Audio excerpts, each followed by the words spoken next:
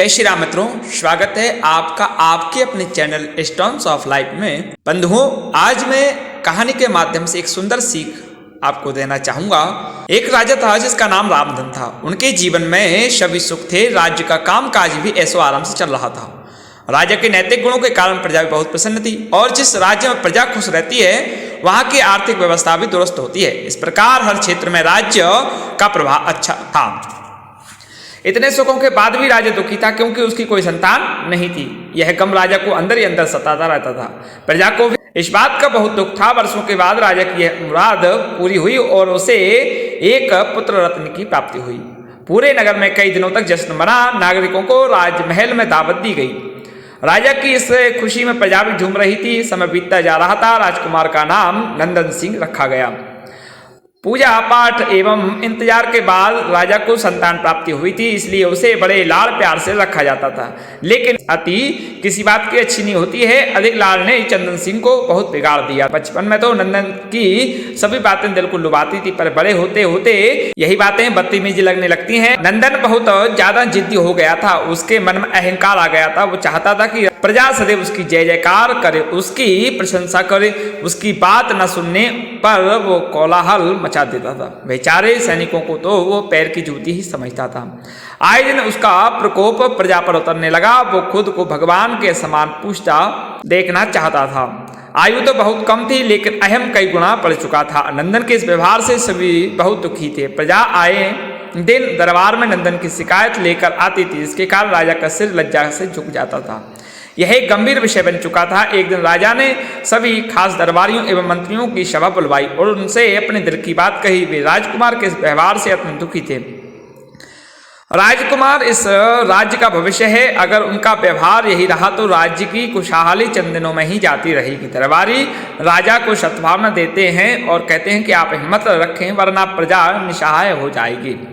मंत्री ने सुझाव दिया कि राजकुमार को एक उचित मार्गदर्शन एवं सामान्य जीवन के अनुभव की जरूरत है। आप उन्हें गुरु राधा गुप्त के आश्रम भेज दीजिए। सुना है वहां से जानवर भी इंसान बनकर निकलता है। यह बात राजा को पसंद आई और उसने नंदन को गुरुजी के आश्रम भेजा। अगले दिन राजा अपने पुत्र के साथ गुरुजी के आश्रम पहुंचे। राजा ने गुरु राधा गुप्त के साथ अकेले में बात की और नंदन के विषय में सारी बातें कही। गुरुजी ने राजा को आश्वस्त किया कि वे जब अपने पुत्र से मिलेंगे तब उन्हें गर्व महसूस होगा। गुरुजी के ऐसे शब्द सुनकर राजा को शांति महसूस हुई और वे शहर से अपने पुत्र को आश्रम में छोड़कर राजमहल लौट आए। अगले दिन सुबह गुरु के खास चेले द्वारा नंदन को भिक्षा मांगकर खाने को कहा गया, जिसे सुनकर नंदन ने साफ इनकार कर दिया। चेले ने उसे कह दिया कि अगर पेट भरना है तो भिक्षा मांगनी होगी और भिक्षा का समय शाम तक ही है, अन्यथा भूखा रहना पड़ेगा।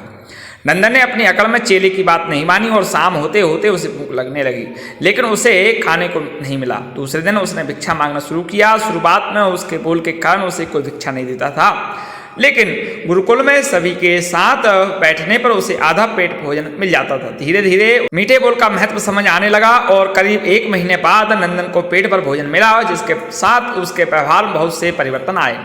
इसी तरह गुरुकुल के सभी नियमों ने राजकुमार में बहुत से परिवर्तन किए, जिसे राधा गुप्त जी भी समझ रहे थे। एक दिन राधा गुप्त जी ने नंदन को अपने साथ सुबह सवेरे शहर पर चलने को कहा।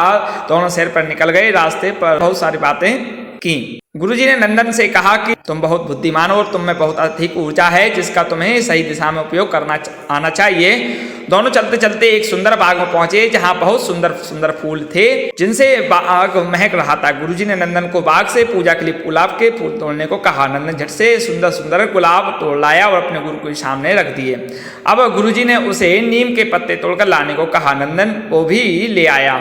अब गुरुजी ने उसे एक गुलाब सूंघने दिया और कहा, बताओ कैसा लगता है। नंदन ने गुलाब सूंघा और गुलाब की बहुत तारीफ की। फिर गुरुजी उसे नीम के पत्ते चखकर उसके बारे में कहने को कहा। जैसे ही नंदन ने नीम के पत्ते खाए उसका मुंह कड़वा हो गया और उसने उसकी बहुत निंदा की और जतर कतर पीने का पानी ढूंढने लगा। नंदन की हद से देख गुरुजी मुस्कुरा रहे थे। पानी पीने के बाद नंदन को राहत मिली और उसने गुरुजी से हंसने का कारण पूछा। तब गुरुजी ने उससे कहा कि जब तुमने गुलाब का फूल सूंघा तो बहुत उसकी खुशबू बहुत अच्छी लगी और तुमने उसकी तारीफ की, लेकिन जब तुमने नीम की पत्तियां खाई तो तुम्हें वो कड़वी लगी और तुमने उसे थूक दिया और उसकी निंदा भी की। गुरुजी ने नंदन को समझाया, जिस प्रकार तुम्हें जो अच्छा लगता है तुम उसकी तारीफ करते हो, उसी प्रकार प्रजा भी जिसमें गुण होते हैं उसकी प्रशंसा करती है। अगर तुम उनके साथ दुर्व्यवहार करोगे और उनसे प्रशंसा की उम्मीद करो तो वे यह कभी दिल से नहीं कर पाएंगे।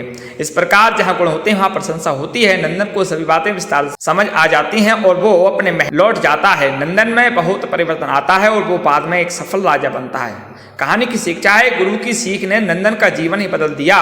वह एक क्रूर राजकुमार से एक न्याय प्रिय दयालु राजा बन गया। इस कहानी से हमें यही शिक्षा मिलती है कि हमें गुण होंगे तो लोग हमें हमेशा याद करेंगे, लेकिन अगर हम अवगुणी हैं तो हमें प्रशंसा कभी नहीं मिल सकती। यदि आप स्वयं के लिए माफ़ी चाहते हैं तो दूसरों के लिए भी माफ़ करने का भाव रखें।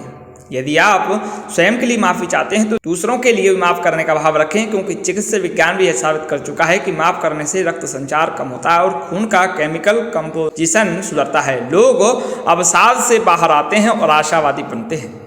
जैसे उबलते पानी में कभी परछाई नहीं दिखती, ठीक उसी प्रकार परेशान मन से समाधान भी नहीं दिखते। शांत होकर देखिए, सभी समस्याओं का हल मिल जाए। चिंतन करें, चिंता नहीं।